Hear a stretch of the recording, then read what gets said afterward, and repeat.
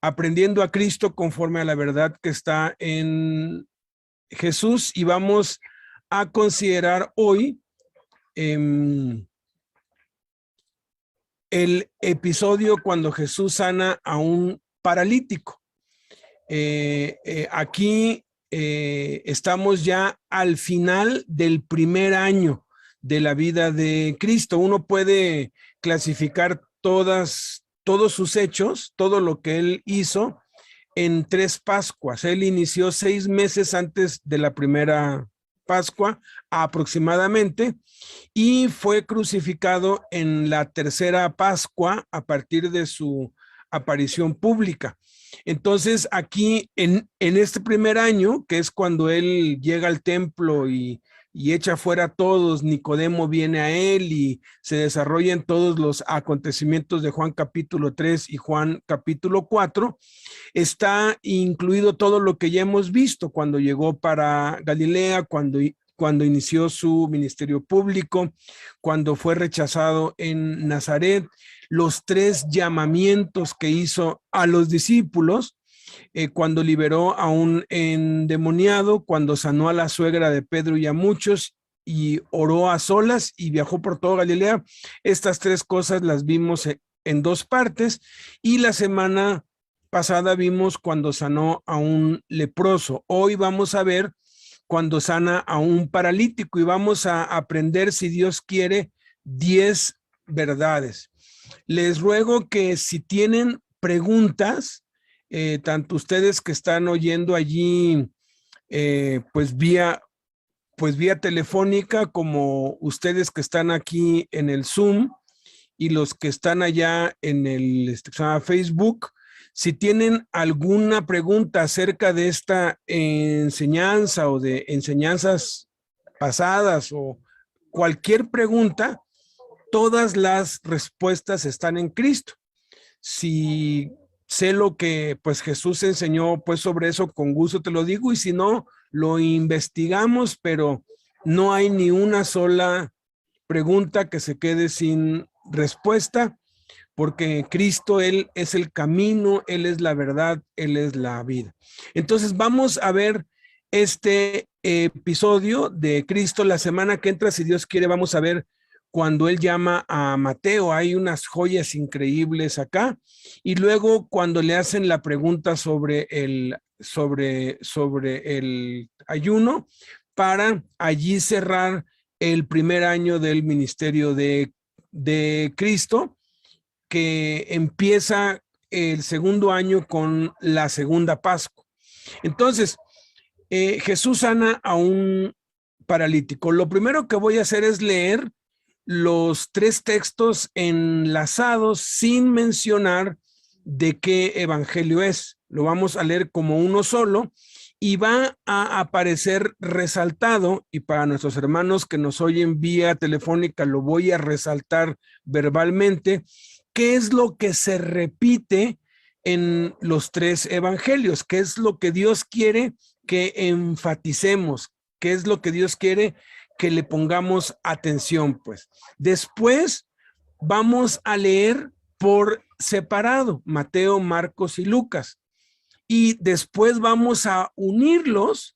Voy a leerlo ya unido otra vez, haciendo algunos comentarios de quiénes añaden una cosa, quiénes otra, y luego vamos a ver 10 cosas que aprendemos a Cristo en este episodio cuando sana a un paralítico. Entonces vamos a orar, vamos a pedirle a Dios que sea Él el que nos hable. Es la palabra de Dios, al final de cuentas, la que nos cambia, la que nos edifica, la que tiene poder para sobreedificarnos y darnos herencia. Todo eso que ya nos fue dado, lo vamos poseyendo, lo vamos pues tomando, lo vamos sacando, es de la palabra de Dios. Entonces quisiera, si puedes, Benito Romero, si te es posible, hacer una oración para que sea Dios hablándonos, para que sea Dios revelándonos su palabra el día de hoy.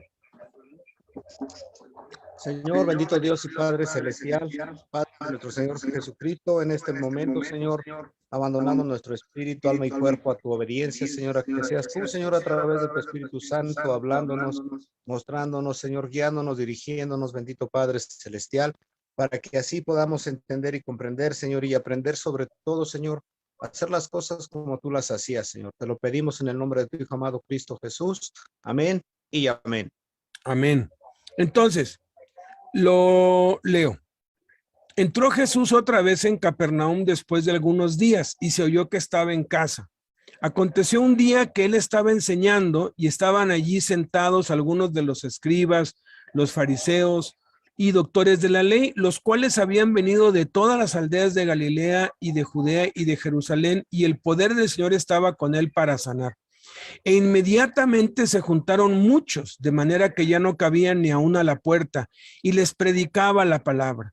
Y entonces sucedió que vinieron a él unos hombres que traían tendido sobre una cama en un lecho a un hombre que estaba paralítico, cargado por 4, y procuraban llevarle adentro y ponerle delante de él, pero no hallando cómo hacerlo, y como no podían acercarse a él a causa de la multitud, subieron encima de la casa, descubrieron el techo de donde estaba y haciendo una abertura por el tejado, bajaron con la cama en que yacía el paralítico, poniéndole en medio delante de Jesús.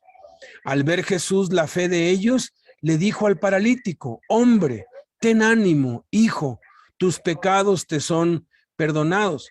Entonces los escribas y los fariseos comenzaron a cavilar en sus corazones, diciendo dentro de sí: este blasfema, ¿por qué habla este así? ¿Quién es este que habla blasfemias? Blasfemias dice, ¿quién puede perdonar pecados sino solo Dios? Jesús entonces, conociendo los pensamientos de ellos, conociendo luego en su espíritu que cavilaban de esta manera dentro de sí, respondiendo les dijo: ¿por qué cavilan así y piensan mal en sus corazones? Porque, ¿qué es más fácil? ¿Decir al paralítico, tus pecados te son perdonados? ¿O decirle, levántate, toma tu cama y anda? Pues para que sepan que el Hijo del Hombre tiene poder y autoridad en la tierra para perdonar pecados, dice entonces al paralítico: a ti te digo, levántate, toma tu lecho, cama y vete a tu casa. Entonces al instante él se levantó y enseguida, levantándose en presencia de ellos y tomando su lecho en que estaba acostado, salió delante de todos y se fue a su casa, glorificando a Dios. De manera que todos se asombraron y la gente al verlo se maravilló y glorificó a Dios que había dado tal potestad a los hombres. Y todos, sobrecogidos de asombro, glorificaron a Dios llenos de temor y decían: hoy hemos visto maravillas, nunca hemos visto tal cosa. Esta es una llamada proveniente. Entonces aquí, en acabamos pues de leerlo todo tal cual. Quiero pedirle a nuestro hermanito Carlos, uno de los pastores del norte, que nos lea Mateo 9 del 1 al 8. Adelante, Carlos. Dice la palabra del Todopoderoso así: entonces, entrando Jesús en la barca, pasó al otro lado y vino a su ciudad. Y sucedió que le trajeron un paralítico, tendido sobre una cama. Y al ver Jesús la fe de ellos, dijo al paralítico: ten ánimo, hijo, tus pecados te son perdonados. Entonces algunos de los escribas decían dentro de sí: este blasfema. Y conociendo Jesús los pensamientos de ellos, dijo: ¿por qué pensáis mal en vuestros corazones? Porque ¿qué es más fácil decir, los pecados te son perdonados, o decir, levántate y anda? Pues para que sepáis que el Hijo del Hombre tiene potestad en la tierra para perdonar pecados. Dice entonces el paralítico: levántate, toma tu cama y vete a tu casa. Entonces él se levantó y se fue a su casa. Y la gente, al verlo, se maravilló y glorificó a Dios, que le había dado tal potestad a los hombres. Amén. Amén. Ahora vamos a leer Marcos 2 del 1 al 12. Marcos 2, del 1 al 12 dice: entonces Jesús, otra vez en Capernaum, después de algunos días, y se oyó que estaba en casa, e inmediatamente se juntaron muchos, de manera que ya no cabía ni aún a la puerta, y les predicaba la palabra. Entonces vinieron a él unos trayendo un paralítico que era cargado por 4, y como no podía acercarse a él a causa de la multitud, descubrieron el techo de donde estaba, y haciendo una abertura, bajaron el lecho en que vaciaba el paralítico. Al ver Jesús la fe de ellos, dijo al paralítico: hijo, tus pecados te son perdonados. Estaban ahí sentados algunos de los escribas, los cuales cavilaban en sus corazones: ¿por qué habla este así? Blasfemias. Dice: ¿quién puede perdonar pecados sino solo Dios? Y conociendo luego Jesús en su espíritu que cavilaban en esta manera, dentro de sí mismo les dijo: ¿por qué caviláis así en vuestros corazones? ¿Qué es más fácil decir al paralítico: tus pecados te son perdonados, o decirle: levántate, toma tu lecho y anda? Pues para que sepáis que el Hijo del Hombre tiene potestad en la tierra para perdonar pecados. Dijo al paralítico: a ti te digo, levántate, toma tu lecho y vete a tu casa. Entonces él se levantó enseguida y tomando su lecho salió delante de todos, de manera que todos se asombraron y glorificaron a Dios, diciendo: nunca hemos visto tal cosa. Amén. Ahora, Palermo, por favor, Lucas capítulo 5 del 17 al 26. Sí, dice así, Lucas 5 del 17 al 26 dice así: y aconteció un día que él estaba enseñando, y estaban sentados los fariseos y los doctores de la ley, los cuales habían venido de todas las aldeas de Galilea y de Judea y de Jerusalén, y el poder del Señor estaba con él para sanar. Y sucedió que unos hombres que traían en un lecho a un hombre que estaba paralítico, procuraban llevarlo adentro y ponerlo delante de él, pero no hallando cómo hacerle, a causa de la multitud, subieron encima de la casa y por el tejado le bajaron con el lecho, poniéndolo en medio delante de Jesús. Al ver él la fe de ellos, le dijo: hombre, tus pecados te son perdonados. Entonces los escribas y los fariseos comenzaron a cavilar diciendo: ¿quién es este que habla blasfemias? ¿Quién puede perdonar pecados sino solo Dios? Jesús entonces, conociendo los pensamientos de ellos, respondiendo les dijo: ¿qué caviláis en vuestros corazones? ¿Qué es más fácil decir: tus pecados te son perdonados, o decir: levántate y anda? Pues para que sepáis que el Hijo del Hombre tiene potestad en la tierra para perdonar pecados, dijo al paralítico: a ti te digo, levántate, toma tu lecho y vete a tu casa. Al instante, levantándose en presencia de ellos y tomando el lecho en que estaba acostado, se fue a su casa glorificando a Dios. Y todos, sobrecogidos de asombro, glorificaban a Dios, y llenos de temor decían: hoy hemos visto maravillas.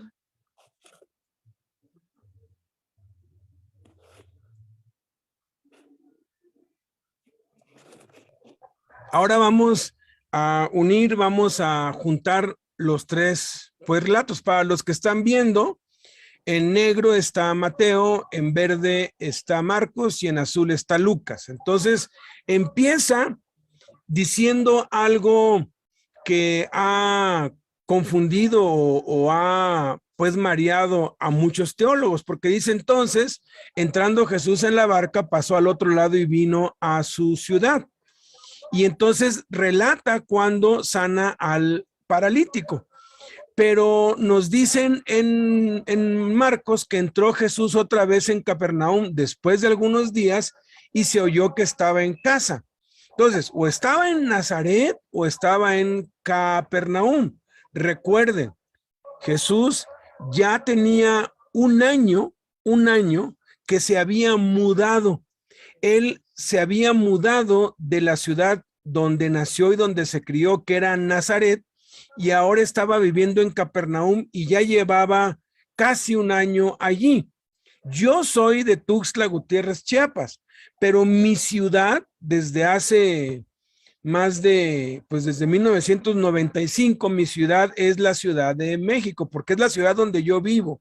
Mi ciudad natal es Tuxtla Gutiérrez, Chiapas, y es interesante que esta palabra ciudad en el griego se diferencia la ciudad natal de la ciudad donde vives, y hay otras dos partes en los evangelios en donde dice que fue a su ciudad, y aclara Nazaret, porque la frase que utiliza y la forma de la palabra en griego ciudad es la ciudad natal o la ciudad de nacimiento. Aquí no era la ciudad de nacimiento, sino la ciudad en donde él puso su centro de operaciones y en donde vivió los últimos 3 años de su vida.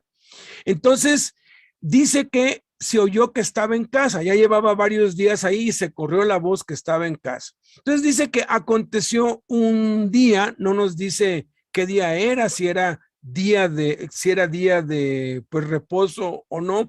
Seguramente no era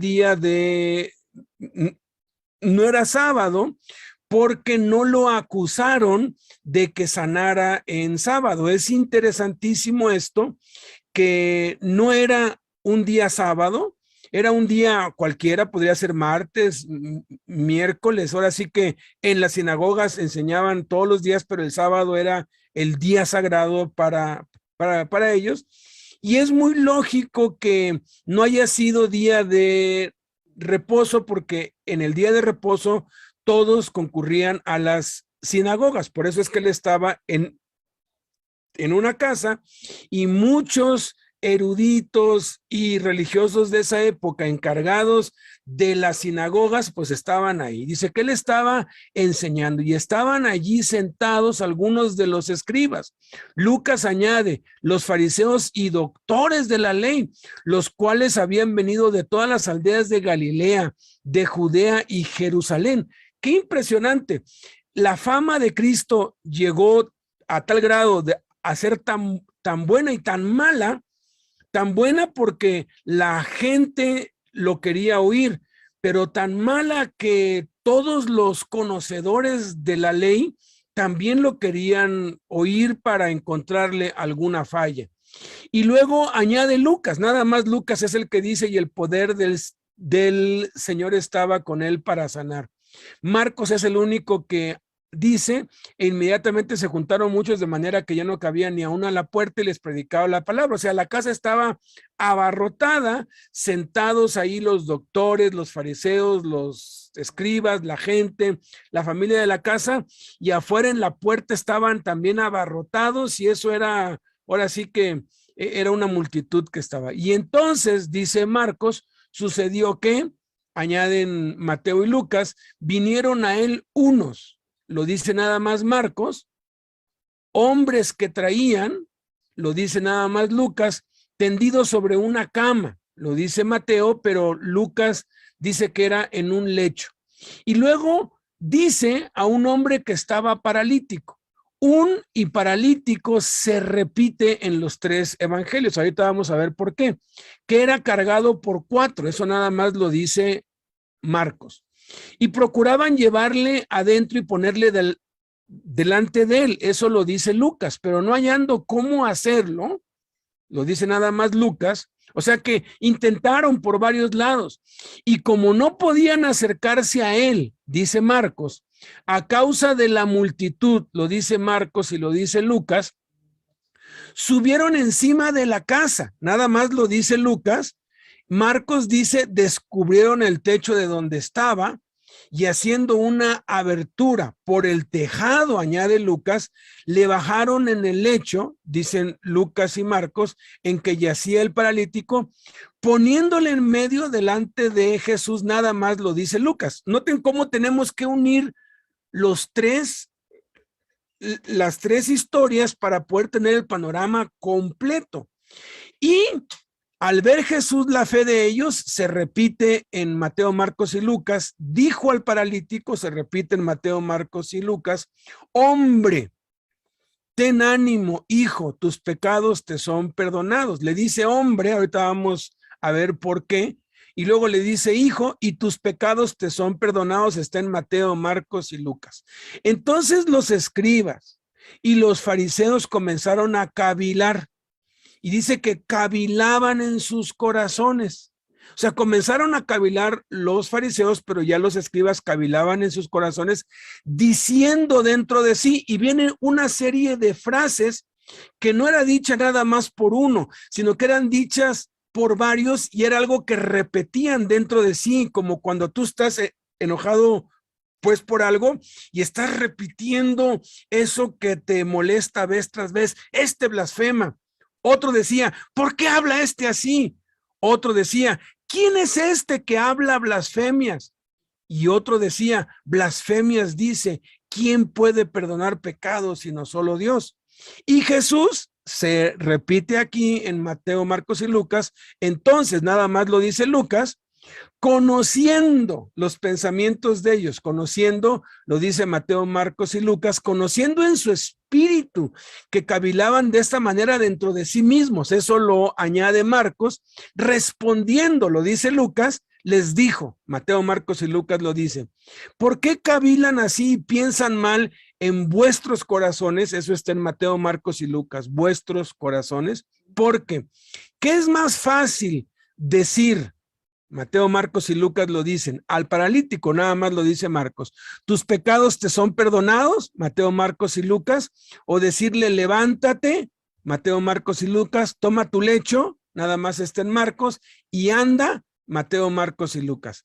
Y es increíble cómo Mateo, Marcos y Lucas dicen exactamente esta frase. Pues para que sepan que el Hijo del Hombre tiene potestad en la tierra para perdonar pecados, dice al paralítico. Entonces lo añade Mateo, a ti te digo, nada más lo dice Marcos, pero Mateo, Marcos y Lucas dicen, levántate, toma tu lecho.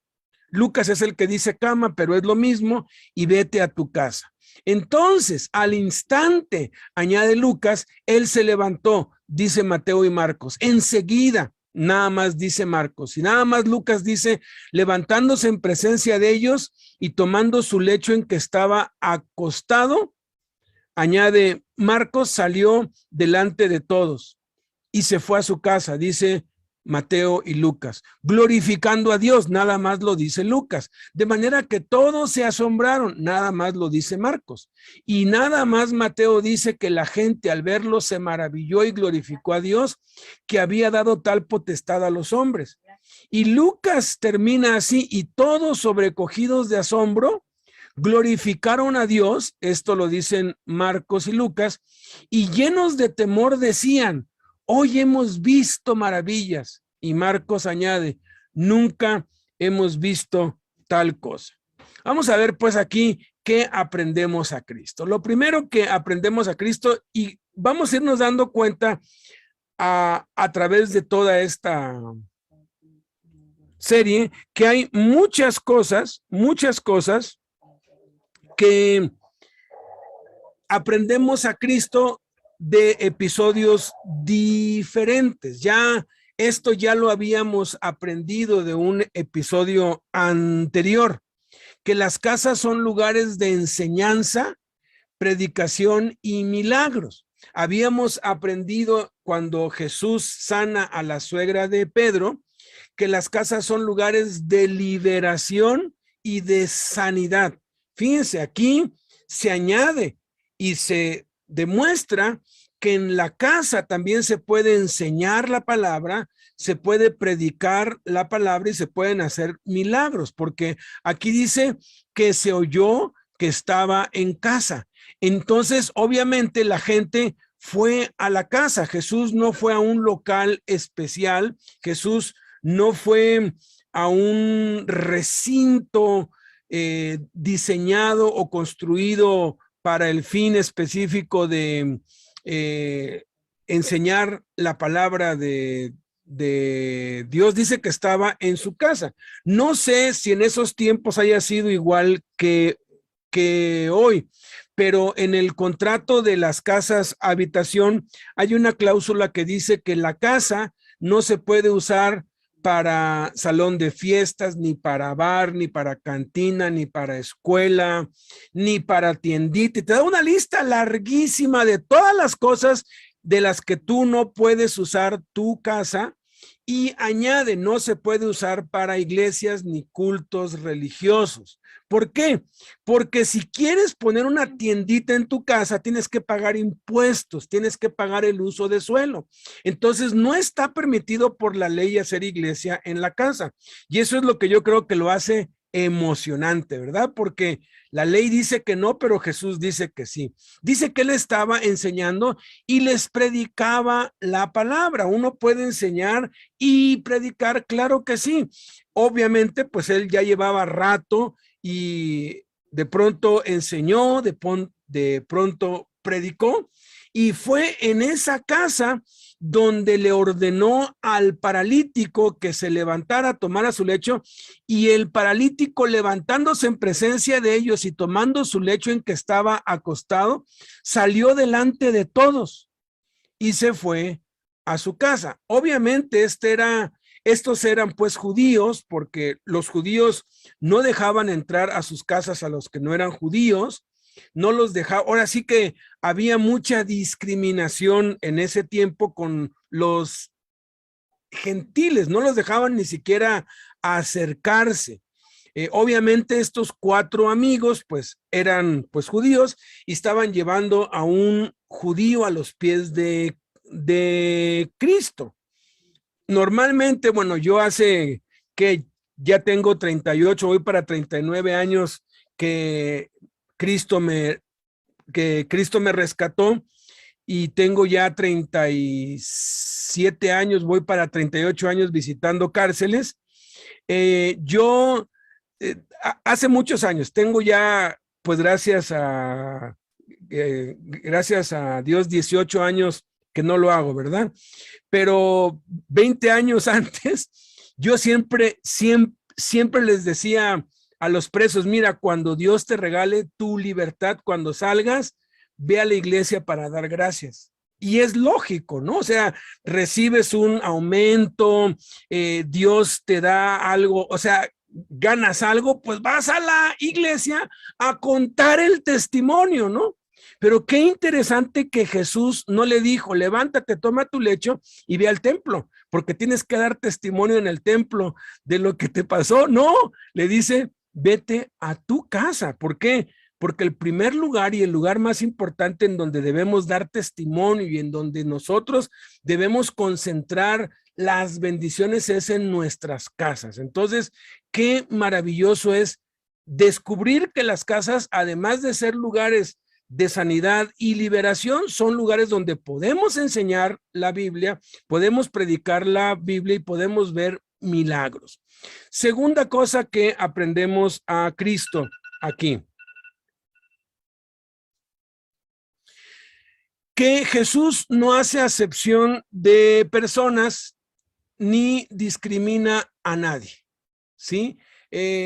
Los tiempos en los que Jesús vivió eran tiempos de discriminación total. La mujer valía menos que un caballo. El caballo se vendía más caro que una mujer. Los niños no valían nada. Los gentiles para los judíos valían menos que un perro. Y había muchas clases, pues muchas clases diferentes, habían muchas castas. Y quienes estaban en contra de los ricos no se juntaban con ellos. Generalmente los ricos con los ricos, los religiosos con los religiosos y los pobres con los pobres. Pero aquí vemos a Jesús que no hace acepción de personas, que no discrimina a nadie, porque estaba en esa casa. Era la casa donde él vivía, porque él tenía una casa. ¿Se acuerdan cuando vinieron Andrés y Otto? Dice que los llevó a su casa y los hospedó con él. Posiblemente rentaba esa casa, pero era una casa. Él tenía una casa. No se nos describe cómo era, pero era una casa. Y él en su casa recibía a todos, y recibió escribas, fariseos, doctores de la ley, gente. Algunos dicen: no era la casa de Cristo, se estaba hospedando con alguien. Sea como fuere, era una casa, y acabamos de pues ver aquí, se oyó que estaba en casa, ¿no? Que aquí, se oyó que estaba en casa. No dice en su casa, ¿no? Sino que estaba en casa. Entonces, algunos dicen que sí era su casa, otros que no. El punto es que en esa casa se mezclaron. Estaban allí juntos, ricos, pobres, eruditos, ignorantes, había de todo allí. Jesús nos muestra que no debemos discriminar a nadie. Cuando de pronto descubrimos el interés y la pasión que Jesús tiene por los pobres, por los minusválidos, por los desventurados, que trataba a los pecadores y a los enfermos con una solicitud como si fueran reyes. O sea, la amabilidad de Cristo era increíble y pareciera que los más bajos, que los más pobres, era con los que más atenciones pues tenía. Y cuando él reprende a los fariseos y cuando él reprende a los ricos y cuando dice que difícilmente un rico entrará en el reino de los cielos, y cuando uno descubre que las verdaderas riquezas no son la fama, ni la posición, ni los bienes, ni el dinero, ni las casas, sino es la palabra de Dios, uno tiende a menospreciar a los ricos.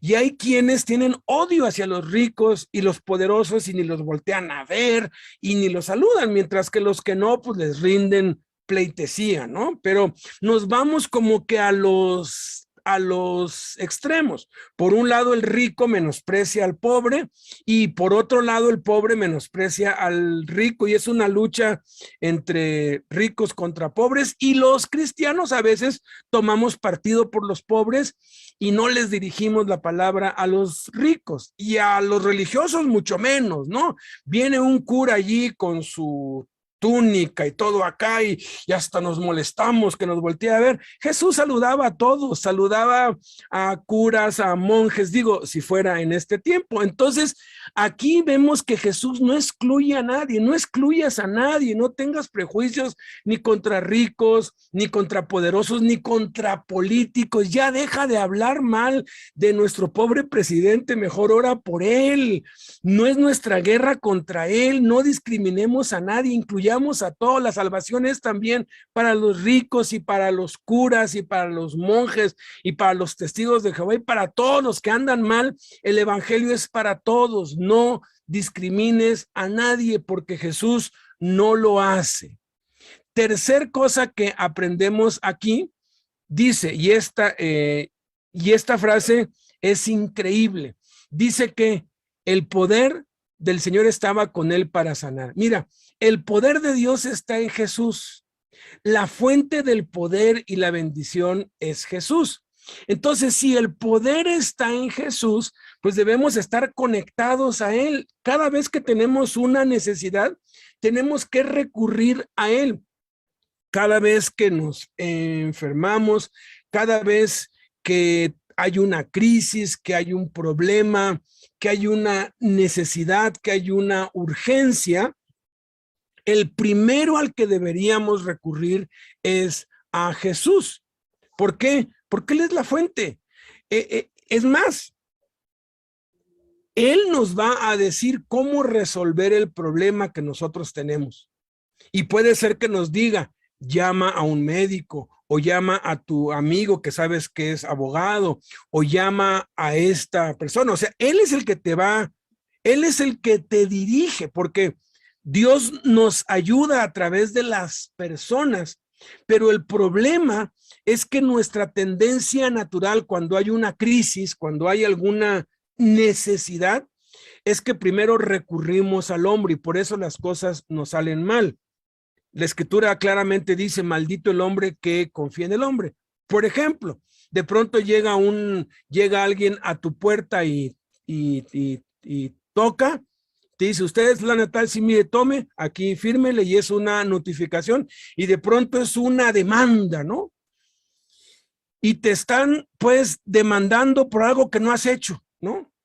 ¿Qué es lo primero que uno normalmente hace? Pues va y habla o con el mejor amigo, o con la esposa, o con o con el pastor, hermano, me llegó esto o le habla uno al amigo que sabe que es abogado y uno recorre a un montón de cosas y cuando todo le sale mal y cuando todo se le revuelve y todo se le cae, es cuando ya no le queda ningún recurso, cuando ya no hay de dónde agarrarse, es cuando como último recurso van con Jesús. ¿Por qué? ¿Por qué no ir en primera instancia con Cristo? No te va a tomar ni 5 minutos. Antes de que tomes el teléfono o empieces, ve, arrodíllate y dile, mira Jesús lo que nos acaba de llegar. Yo soy tu hijo. Te acaban de demandar, están tocando la niña de tu ojo. Mira, miren, si cada vez que tenemos un problema con los hijos, con la esposa, con el vecino, económico, nos corren del empleo, nos chocan el auto, nos roban el auto, cualquier cosa, cualquier necesidad, nos diagnostican algo, tenemos cualquier problema, la lista puede ser muy larga.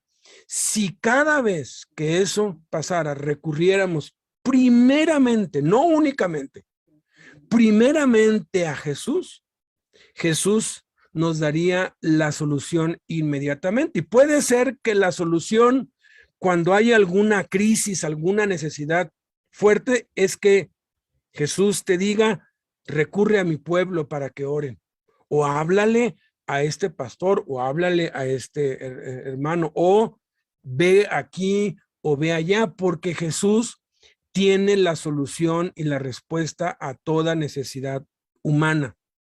Recurrir a Jesús es lo más inteligente que podemos hacer en esta vida, en todo, hasta para las cosas más pequeñas, hasta para las cosas más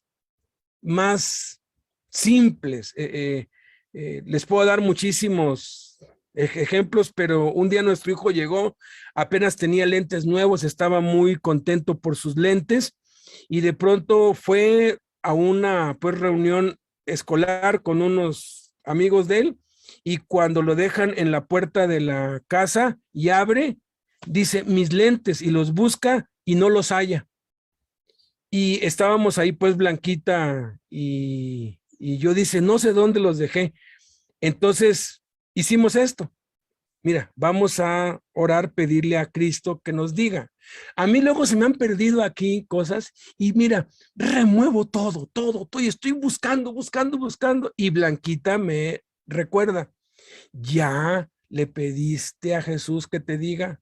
No, hazlo. Miren, tantito lo hago e inmediatamente lo encuentro, inmediatamente sé dónde está, pero así, me hubiera ahorrado horas, busque. Entonces nos hincamos y le dijimos, Padre, los lentes de mi hijo, no sabe dónde los dejó, por favor, dinos. Y de pronto interrumpió y le dijo, le voy a hablar a mi amigo, posiblemente los dejó en su carro y le marca, oye, que mis lentes, pues estoy aquí como unas 4 cuadras, ya voy para allá y ya pues vuelve y abren el carro, buscan por todos lados y no estaba.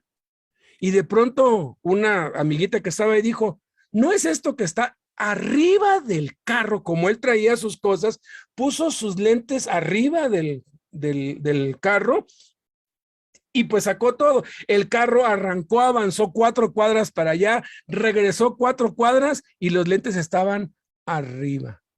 ¿Cómo se mantuvieron allí? Mira, yo sé que Cristo sabe cuándo vamos a recurrir a Él y Él se goza en hacer milagros, desde cosas tan pequeñitas como eso hasta cosas ya graves y bastante, pues, serias. Cuarta cosa que aprendemos a Cristo aquí, se requiere verdadera fe para conseguir un milagro. Fe es acción obediente a lo que Dios ha dicho.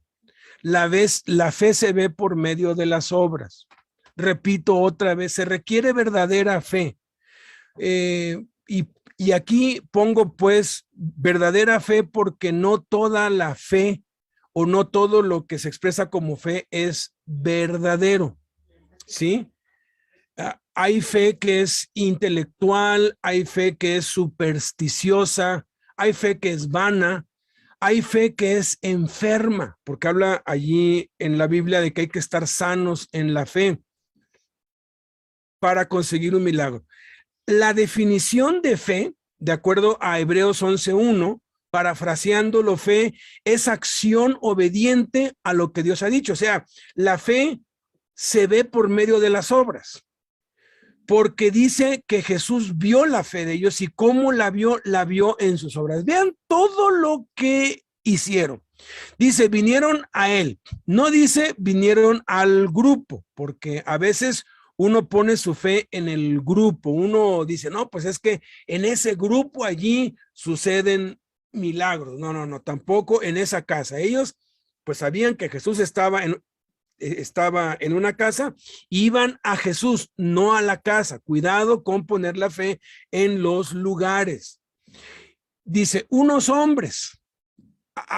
Habla aquí que eran hombres, y es curioso que esta palabra hombres es diferente a la palabra que utiliza pues Jesús cuando le dice, hombre, tus pecados te son perdonados. Esta palabra hombre, la traducción más correcta es varones o personas del sexo masculino, unos varones, pues, ¿no? Dice que traían tendidos sobre una cama, o sea, en un lecho, no era un petate como algunos pues suponen, era un lecho que era algo que pesaba, porque uno no se acuesta en su casa en un petate, uno tiene por lo menos un catre, era algo así como un catre. Dice, a un hombre que estaba paralítico, que era cargado por 4, lo traían cargado entre los 4 porque el peso del hombre más el peso del catre implicaba que se necesitaban 4. Entonces los 4 estaban haciendo un esfuerzo de traerlo desde quién sabe dónde hasta la casa donde estaba Jesús, y estaban yendo al lugar correcto. Dice, y procuraban llevarle adentro y ponerle delante de él. Procurar es intentar una y otra vez hasta lograrlo, pero no hallando cómo hacerlo. Fíjate qué insensible la gente que estaba allí, no los dejaban pasar. Ellos pudieron, si ellos no hubieran tenido sus ojos puestos en Cristo, se hubieran ido. No, vámonos de aquí, esta gente no tiene amor y se dice muy cristiana, y míralos, escuchando dizque la palabra de Dios, y míralos. Y mucha gente, como no tiene una fe correcta, una fe en Jesús, se aparta y se pierde del milagro porque está viendo las actitudes de la gente insensible. Oye, qué mala onda, sí, muy mala onda, pero así fue, y ellos no se desalentaron.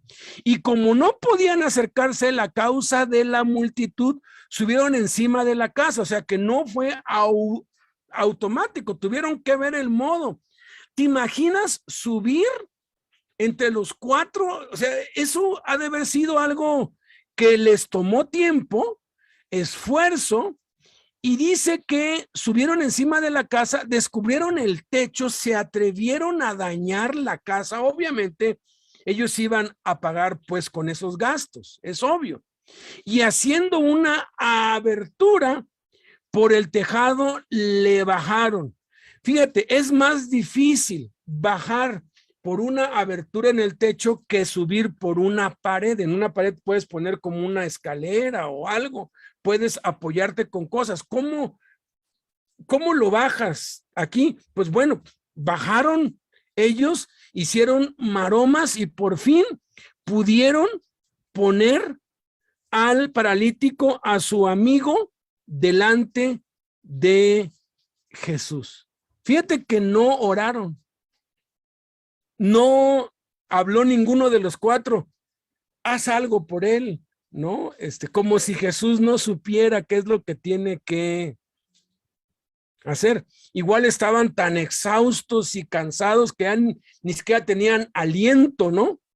El punto es que simplemente lo ponen delante de él porque saben que si está delante de él va a suceder un milagro. Y dice aquí que él vio la fe de ellos. A veces nosotros pues queremos milagros instantáneos, ya que ya pase, pero ¿sabes qué? Tienes que intentarle aquí y allí y allá y acullá y más acá, y tienes que intentarle por muchos lados hasta que pegue, hasta que dé. ¿Por qué? Porque Dios quiere ver que nos estamos esforzando en la gracia, que lo estamos haciendo por Él y superar todos los obstáculos que haya. La fe nunca se va a manifestar sin que haya obstáculos. De hecho, los obstáculos son lo que alimentan la fe. Número 5, quinta cosa que aprendemos aquí a Cristo, es que Jesús trata a cada uno de manera individual, personal. Dice aquí, al ver Jesús la fe de ellos. Ellos son los que tenían fe, los pudo haber felicitado, ¿sí? Los pudo haber halagado, ¿no? Oigan, qué obra tan hermosa están haciendo. Pero algo que tiene Dios, que tiene Jesús, que tiene el Espíritu Santo, es que cuando tratan con nosotros, tratan de manera personal, individual. Cada uno de nosotros va a dar a Dios cuenta de sí mismo. Es un error decir, no, pues es que yo voy a dar cuenta de mi esposa y de mis hijos. Eso es un error doctrinal gravísimo. Y de allí se desprende que el pastor va a dar cuenta de las ovejas. No es cierto, no dice eso la Biblia. Yo como hombre, como varón, como esposo, como padre de familia, voy a dar cuenta de si yo fui un buen padre y si fui un buen esposo, de si yo cumplí con mis obligaciones como esposo y como padre. Pero cada uno de mis hijos va a dar cuenta por ellos mismos. Mi esposa va a dar cuenta por ella. Yo no voy a dar cuenta por ella porque yo no soy responsable de lo que ella haga con lo que yo hago. Si mis hijos siguen mi ejemplo y lo ponen en práctica, qué bueno, es bueno para ellos, pero no quiere decir que yo voy a ser culpable o que yo voy a ser el que hizo que ellos se portaran bien. Cada quien va a dar a Dios cuenta de su persona. El pastor no va a dar cuenta a Dios por ti. Él va a dar cuenta si él fue un pastor conforme al corazón de Dios y si él veló por ti, si él ayunó por ti, si él de verdad se esforzó en la gracia para alimentarte correctamente. Pero él no va a dar cuenta por ninguna. Dice Cristo, miren por ustedes mismos. Cada uno vamos a dar cuenta. Entonces, aquí, pues Jesús ve estos 4, pero ve al que está con necesidad. No se nos dice que el hombre que estaba aquí tenía fe, porque no dice que al ver Jesús la fe de ellos y del paralítico, dice al ver Jesús la fe de ellos. Entonces, dejó posiblemente, no nos lo dice, la palmadita en el hombro, la felicitación para después con cada uno, la recompensa, porque sin fe es imposible agradar a Dios, porque es necesario que el que se acerca a Dios crea que le hay y que Dios recompensa la fe de cada uno. Hay una recompensa para cada uno que ejercita su fe y Dios tenía una recompensa para ellos, pero había una necesidad más grande. Entonces dijo al paralítico, le dijo, o sea, lo enfatiza doble vez, dijo al paralítico Mateo y Marcos, y Lucas dice, le dijo, o sea, ahora se dirige y se enfoca únicamente en este que está postrado ahí y le dice hombre. Esta palabra hombre es diferente a la palabra hombres hace un rato, porque este es el término genérico para ser humano. Cuando Jesús utilizó esta palabra, la utilizó para sí mismo. Yo soy el hijo del hombre.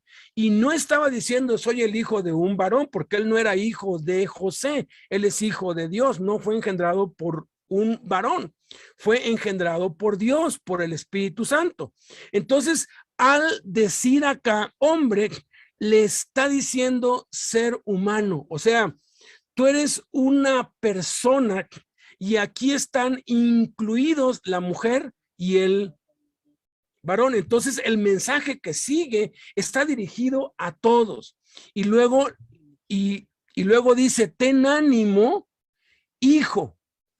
Esta palabra hijo se puede expresar en tres formas, igual en el griego, para hijo varón, para hija mujer o para hijo en general. O sea, mis hijos incluye hijos e hijas, ¿no? Esta palabra hijo incluye hijo e hija. Es interesantísimo que haya utilizado Cristo esto, porque lo que a continuación viene es para todos los seres humanos, mujeres y hombres. Número 6, el perdón de pecados es más importante que cualquier milagro. Era obvio que estos 4 varones no iban buscando el perdón de los pecados para su amigo. Es más, ni siquiera cruzaba por sus cabezas que Jesús podía perdonar pecados, porque antes de este episodio Jesús no lo había revelado aún. Esta es la primera vez en que Jesús se atribuye a sí mismo el que no solamente puede perdonar pecados, sino que Él es Dios, y como es Dios, por eso perdona pecados. Ellos iban porque querían que su amigo sanara, y Jesús lo sabía. Ya habían ellos oído que había sanado a un leproso, ya habían oído de milagros extraordinarios, que en la casa de pues Simón, donde estaba su suegra, allí sanaron muchísimo, sanó a todos, y entre esos le han de haber llevado también paralíticos. Entonces, aquí Jesús, ya que ha pasado casi un año, suelta una revelación impresionante. Tus pecados te son perdonados. Y esta palabra, tus pecados te son perdonados, por las palabras que utiliza en el párrafo anterior, lo está diciendo a todos los hombres, a todas las mujeres de la raza humana. Cuando yo leí Hechos capítulo 10, versículo 42, a mí se me hizo algo exagerado, porque dice Hechos 10, 42, de Jesús, dan testimonio todos los profetas de que todos los que en él creyeren recibirán perdón de pecados en su nombre. Luego me fui a los comentarios bíblicos. Antes los consultaba mucho, ya no los consulto mucho porque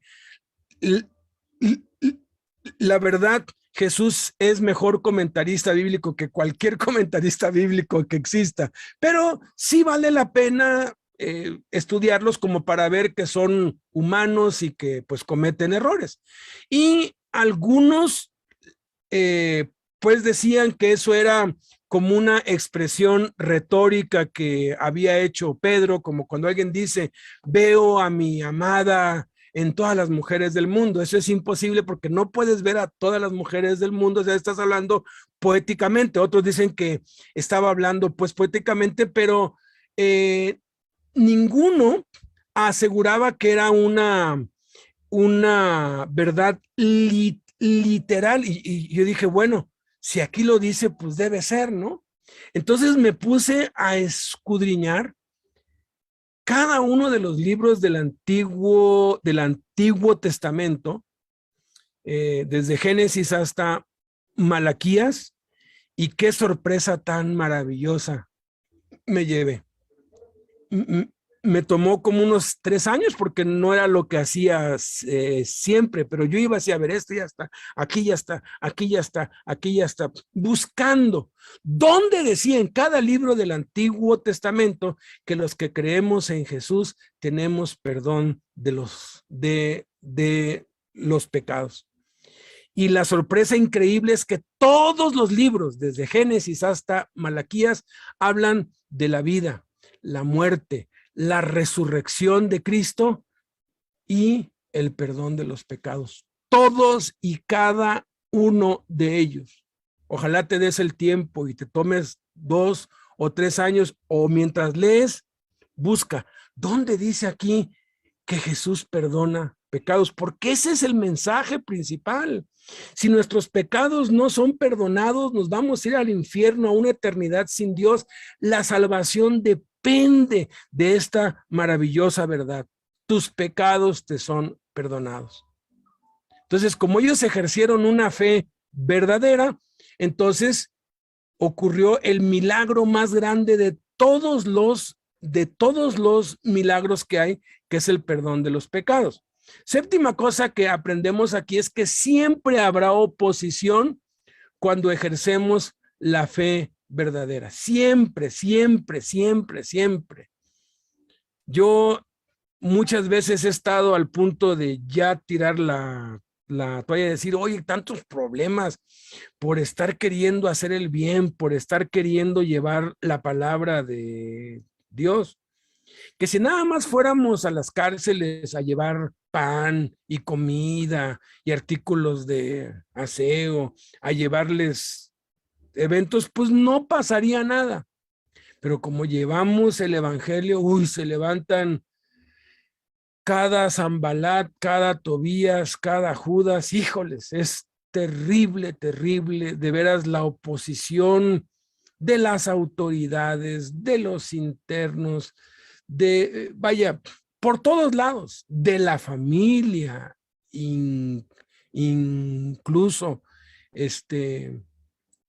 son demasiados problemas los que uno adquiere cuando uno ejerce la fe verdadera, pero es el diseño de Dios, es el diseño de Dios. Este jueves, pues vamos a ver los 31 atentados contra Jesús. Él sufrió 31 atentados, 31 veces lo quisieron arrestar, lo quisieron matar. O sea, todo el tiempo estaba bajo tensión, caray, todo el tiempo. Entonces, si andan hablando mal de ti, si tienes problemas con, pues con los vecinos, con las autoridades y te bloquean por aquí, te bloquean por allá, es porque estás haciendo las cosas bien. La verdad, cuando todo marcha sobre ruedas y no hay ningún incidente, ningún problema, no hay nada que me hablen pues de la cárcel, oye, que está pasando esto, que yo digo, algo estamos haciendo mal, no estamos revoloteando el infierno lo suficiente como para que el diablo esté tan tranquilo, porque el diablo siempre va a estar alborotado, pero ya está vencido, y eso es lo que hace emocionante. Cada vez que ven un problema, una oposición, una crítica en contra tuya, alégrate. Alégrate, ¿por qué? Porque quiere decir que estás haciendo las cosas bien, quiere decir que vas por el camino correcto, quiere decir que las cosas ahí van. Pero cuando todo está perfecto, todo funciona bien, en tu trabajo no hay pérdidas, no te roban, todo va bien todo va bien en todo, cuidado, porque posiblemente tu fe es tan enferma que puede ser que ya esté muerta, y simplemente el diablo te tiene inhabilitado porque no estás haciéndole ningún efecto a su obra. Aquí fíjate que no fue la gente, fueron los que sabían, los escribas y los fariseos. No dice que los doctores de la ley. Es interesante que había allí doctores de la ley y los doctores de la ley no cavilaron. ¿Qué era la diferencia entre un doctor de la ley y un fariseo y un escriba, pues es la misma diferencia que hay hoy entre un abogado, un licenciado en pues derecho pues penal, y uno que tenga doctorado en derecho penal. ¿Cuál es la diferencia? Pues como 6 o 7 años de estudios más y profundizar más. Los doctores de la ley se quedaron calladitos. ¿Por qué? Porque eran los que más escudriñaban las escrituras y sabían que si Jesús era el Mesías, como ya estaban diciendo muchos, entonces tenían a Dios enfrente de sus ojos. Y como dicen, calladito te ves más guapo, ni siquiera dentro de sí se atrevieron a pensar mal. Yo creo que hasta se han de ver convertido, porque se dan cuenta que nunca hay, ni en Mateo, Marcos, Lucas, ni Juan, oposición de los doctores de la ley. No todos van a estar en contra tuya, algunos van a estar a favor tuyo. Vas a tener seguidores secretos, vas a tener quienes admiren lo que haces y quienes te apoyen. Siempre hemos tenido gente entre las autoridades que nos apoya, que nos para las broncas, que nos avisa, porque así como hay gente que no nos quiere, también va a haber gente que nos quiere. Octava cosa que aprendemos a Cristo, y esto puede ser muy aterrador o muy alentador, porque Jesús conoce y ve los pensamientos y los secretos del corazón. Dice que Jesús entonces, conociendo los pensamientos de ellos, fíjate, él conoció, y lo dice en Mateo, Marcos y Lucas, los pensamientos de ellos, conociendo en su espíritu. Fíjate, esto no es un conocimiento mental humano, porque hay quienes se atreven a decir que Jesús era tan observador, ¿no? Que era como un analista de la personalidad de la gente, y hay muchas pues técnicas hoy para que especialistas detecten cuando alguien miente. Entre la policía tiene que haber gente así. Hay una serie que me dijeron, no, mira, esta serie está muy buena. Un episodio vimos y ya no quise. ¿Por qué? Porque se trata de que es un hombre que dependiendo cómo mueves la ceja, las manos, dependiendo cómo te comportas, lo que dices, cómo vistes, todo te hace como que un psicoanálisis y te describe tal como eres y te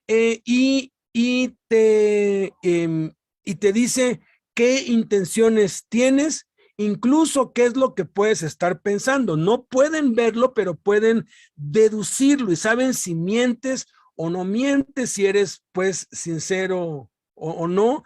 Y hay especialistas en esto. Hay quienes estudian esto y los utilizan en muchas áreas, en los negocios, cuando seleccionan a un jurado para un juicio. Está prohibido, pero usan pues gente para examinar eso.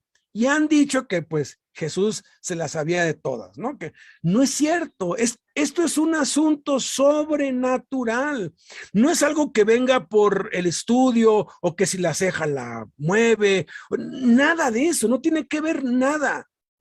Es un asunto sobrenatural que es revelado por el Espíritu Santo, porque dice que en su espíritu conoció que cavilaban de esta manera dentro de sí mismos, que dentro de sí decían, uno, este blasfema, otro, ¿por qué habla este así? Como que de pronto empezó a oír en su corazón todas estas voces oponiéndose. ¿Quién es este que habla blasfemias? Blasfemias dice, ¿quién puede perdonar pecados sino solo Dios? Y entonces respondió como si estuviera leyendo sus mentes, porque estaban quejándose de él en su corazón, ni siquiera lo expresaron con sus labios, porque obviamente pues tenían miedo. y tenían miedo de la gente. Los fariseos eran muy cobardes. Cuando Jesús les dijo, díganme, ¿el bautismo de Juan era del cielo o era de los hombres? Y entre ellos hablan, ¿no? No, si decimos del cielo nos va a decir, ¿y por qué no se bautizaron? Pero si decimos de los hombres, no, aquí está la plebe, nos va a matar. Mejor no decimos nada. Y como ahí estaba la plebe con los eruditos, con los religiosos, se quedaron calladitos porque tenían miedo de la gente, eran unos cobardes. Y Jesús los oyó y les dijo, ¿por qué piensan mal en sus corazones? Porque ¿qué es más fácil? O sea, les propone algo muy sencillo. ¿Qué es más fácil decir, tus pecados te son perdonados? Claro, además de que eran cobardes y muy religiosos, eran muy supersticiosos. Y no, ni se te ocurra decir algún día esto o el otro, porque ellos pues le tenían miedo a muchísimas cosas. Una vez que el miedo entra en tu vida, tienes miedo a un montón de cosas. Entonces les dice Jesús, cualquiera puede decir tus pecados te son perdonados. Es algo que pues sale de la boca y cualquiera lo puede decir. Pero decirle, levántate y anda, o sea, sé sano. A ver, eso que lo diga alguien y que algo pase, eso sí no se puede. La novena cosa que aprendemos a Cristo con base a la octava es que Jesús es Dios y demuestra que es Dios con palabra y con hechos. Entonces dice, pues para que sepan que el Hijo del Hombre, y esta palabra hombre en el griego es exactamente la misma que la que le dice aquí al paralítico cuando le dice hombre, ten ánimo. Pues para que sepan, o sea, aquí está estableciendo, aquí está diciendo Jesús, yo soy Dios, porque si el único que puede perdonar pecados es Dios, y yo estoy perdonando pecados y les estoy demostrando con hechos que así es, entonces yo soy Dios. Pues para que sepan que el Hijo del Hombre, o sea, el ser humano, Hijo del Hombre, en otras versiones, es ser humano o de esencia humana o de naturaleza humana. La traducción más correcta aquí debería ser humano, pero la palabra ser humano o hijo del hombre, como se dice en el hebreo y en el griego, era el título para el Mesías. Hijo del hombre es lo que vio Daniel en su visión, vio al Hijo del Hombre sentado a la diestra del Padre y vio a ese Hijo del Hombre descendiendo en las nubes. Todos los judíos sabían que el Hijo del Hombre era el Mesías. De hecho, Hijo del Hombre era un sinónimo de Mesías, de Cristo. Y ese Mesías, ese Hijo del Hombre, era Dios que se había encarnado, que se había hecho un ser humano. Entonces, para que sepan que el Hijo del Hombre, refiriéndose a él mismo, tiene potestad en la tierra para perdonar pecados. O sea, para que vean que yo tengo el poder para perdonar pecados. Dicho de otro modo, para que sepan que yo soy Dios y como Dios tengo potestad en la tierra para perdonar pecados. Dice entonces al paralítico, Marcos es el único que dice, a ti te digo, pero Mateo, Marcos y Lucas dice, levántate, toma tu lecho y vete a tu casa. Le da una orden. Qué impresionante. Hay unos misioneros en el Callado del Pastor, en la sección, creo es la D, cuenta acerca de ellos. Ellos viajan, tienen, es un cuerpo de pues varios médicos y ellos llevan equipo móvil, casi que llevan un hospital pues móvil, y van a las aldeas remotas y a los pueblos así musulmanes que son pobres, ¿no? A donde es campo. Hacen los trámites con las autoridades, dicen que van a hacer una brigada por pues 5 días y ya hacen todos los trámites, les autorizan, pero el último día ya tienen listo todo para salir huyendo porque saben que los van a expulsar de allí, porque siempre hacen esto. Ya que juntan al pueblo, ya hicieron pues curaciones entre ellos, campaña, ya gratis todo, juntan al pueblo para una comida, para una pues celebración, pero ya están casi que montados casi todos en los carros como para salir huyendo, ¿no?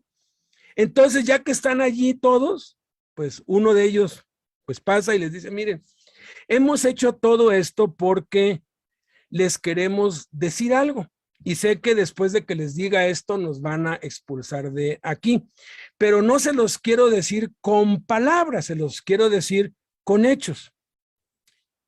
¿Hay aquí algún ciego, algún sordo, algún mudo, algún paralítico del pueblo? Siempre en todos los pueblos hay un sordo o un lunático, o siempre hay alguien que es el cojo del pueblo o el ciego, siempre hay alguien así mal, dice, pero que sea así, o ciego, o cojo, o sordo, o mudo, o paralítico, o sea, no cualquiera. Y sí, siempre traen o a un ciego, o traen a un sordo, o a un mudo, o a un lunático o algo, ¿no? Entonces, ya que se lo traen, dicen, bueno, el mensaje que les vamos a dar es este. Y se los vamos a demostrar. El único Dios que existe se llama Jesús. Y de pronto, cuando la gente oye eso, musulmanes, como que se empieza a poner el ambiente tenso. Porque les están pues diciendo que Alá es un Dios falso. No les están diciendo Alá es un Dios falso, les están diciendo el único Dios verdadero que hay se llama Jesús, el que fue muerto, crucificado y resucitó al tercer día. Y se los vamos a demostrar. Si Jesús no es el Dios verdadero, este ciego va a seguir ciego. Pero si lo es, este ciego va a ver. Entonces ponen las manos sobre el ciego y lloran más o menos así, allí en el Callado, está bien, oran.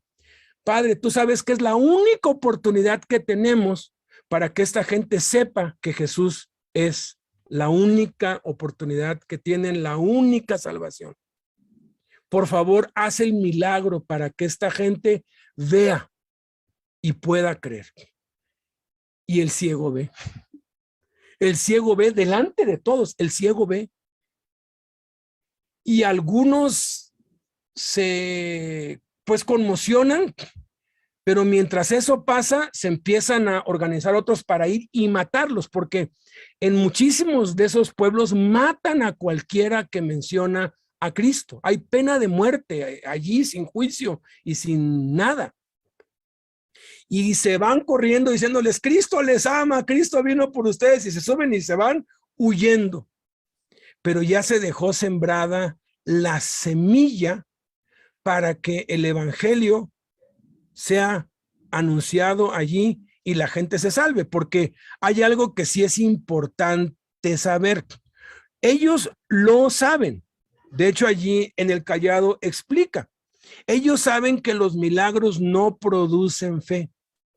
Ellos saben que nadie se va a convertir por ver un milagro, pero van a saber irrefutablemente que el único Dios verdadero es Jesús. Tal y como hizo Elías, ¿no? Elías dijo, bueno, si Baal es Dios, adórenlo. Y si pues Jehová es Dios, adórenlo, pero no adoren a los dos. El problema aquí no era que nada más que Nebalán, sino que pues creyéndolo, hizo algo así, semejante. Dijo, bueno, el Dios que haga milagro, ese es el verdadero Dios. Y los musulmanes, todas esas aldeas, no se levantan iglesias. El propósito de ellos no es que se convierta nadie. El propósito de ellos es que quede constancia que el único Dios es Jesús, porque los milagros no producen fe, pero glorifican a Dios y demuestran la divinidad de Jesús. La gente va a rechazar a Cristo, va a decir que fue un acto de brujería, que fue un acto del diablo, como decían con Cristo, por el príncipe de los demonios, pero rechazaron a Cristo. Y el día del juicio, ninguno de esos musulmanes que viven en aldeas pues remotas y pobres va a poder decir, no, yo nunca supe que había un solo Dios y que ese Dios era pues Jesús. No lo van a poder decir porque ellos han ido a cientos de aldeas y como son aldeas pues así que están en el campo, ni teléfono tienen, ni electricidad. Ahora sí que para cuando la noticia llega, ya están en otro país, después de haber recorrido múltiples aldeas por ese lado. Qué impresionante. Jesús sigue haciendo milagros hoy, porque miren, los milagros no producen fe. Dice aquí que la gente al verlo glorificó a Dios que había dado tal potestad. ¿A quién? A los hombres. No creyeron que Jesús fuese Dios, no le creyeron. Dijeron, sí, ahora sí que exageró este cuate, ¿cómo que él es Dios? No, él es un hombre, pero pues, ¿qué potestad ha dado Dios a los hombres? Pero no está hablando aquí de la potestad para perdonar pecados, porque cuando dice aquí, pues para que sepan que el Hijo del Hombre tiene potestad, esta palabra potestad es diferente a esta, pues palabra potestad, y en griego se escriben igual, pero es una palabra compuesta por dos palabras, como bautismo. Bautismo ismo es sistema o forma y baud es sumergir, es una palabra doble. Potestad es una palabra doble. Potestad es poder y autoridad, pero también se escribe como autoridad y poder. Se dice potestad, pero se puede estar haciendo énfasis en la autoridad o se puede estar haciendo énfasis en el poder. Cuando un policía te hace una orden, pues, de que te pares, simplemente te extiende la mano y te ordena que te pares. Él está usando su autoridad. Tiene el uniforme de poli. Si no lo tuviera, pues saca su emblema, su placa, ¿no? Y te dice alto, está utilizando su autoridad. Pero si no le haces caso, ¿qué es lo que va a hacer? Pues va a sacar la pistola que representa el poder. Tiene la autoridad por la investidura que le ha sido dado. Pero si no haces caso, tiene el poder para que lo haga, porque tiene el arma y te puede obligar a que lo hagas. Bueno, cuando Cristo aquí dice, yo tengo potestad, está hablando de autoridad y de poder. O sea, él no solamente tiene la autoridad de parte de Dios, sino que también tiene el poder para hacerlo. Y aquí lo que están enfatizando la gente es su poder, no su autoridad, porque un narcotraficante, un bandido, un ladrón, pueden tener el poder, pero no la autoridad, porque pues tienen el arma, pero no tienen ni el uniforme, ni el nombramiento, no son policías, pues, no pertenecen al cuerpo policíaco. Tienen el poder, pero no la autoridad. Y en cierto modo están usurpando eso, están usando un poder. Por eso es que es delito traer armas de uso exclusivo del ejército, y es un delito grave, porque nada más un soldado autorizado, y no cualquiera, porque al general Rebollo lo procesaron por tener armas de uso exclusivo para cierto rango o para cierto tipo de, pues, de área en el ejército. No cualquier ejército puede usar cualquier arma. Hay unas que están nada más reservadas para los, pues, para los francotiradores o para los comandos especiales, etcétera, ¿no? El punto es que la gente posiblemente dijo, no, pues sí tiene el poder, pero pues, quién sabe si su placa sea real. O sea, todavía estaban dudando, todavía lo veían como hombre. Sí, había asombro, glorificaban a Dios. Pues claro, ellos creían en Dios y creían que estaban bien.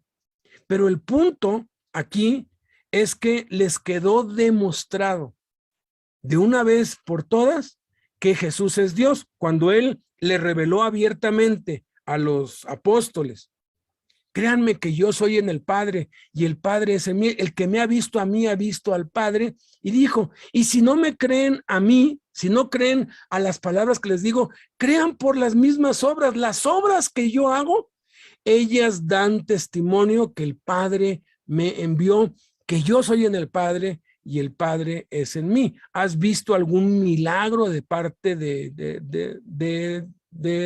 Dios? No es eso lo que ha producido fe en ti. Lo que produce fe es la palabra de Dios, pero el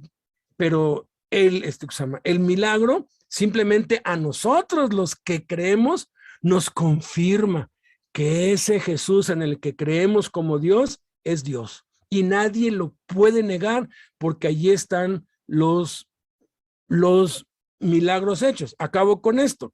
Hace años vi una serie, ya no la he encontrado, prometo que la busco y se las pongo allí. Increíble, de un mago que se convirtió a Cristo.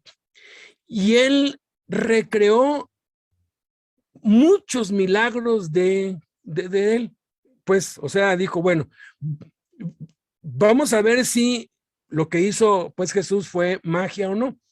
Y cada milagro que él recrea utiliza cientos de personas y cientos de horas y espejos y bueno, utiliza un montón de artificios, porque los magos eso es lo que hacen, y demuestra que todos y cada uno de los milagros que Jesús hizo es imposible hacerlos con magia, ni siquiera en un mes, porque tienes que planearlos con un mes de anticipación, porque los magos operan así.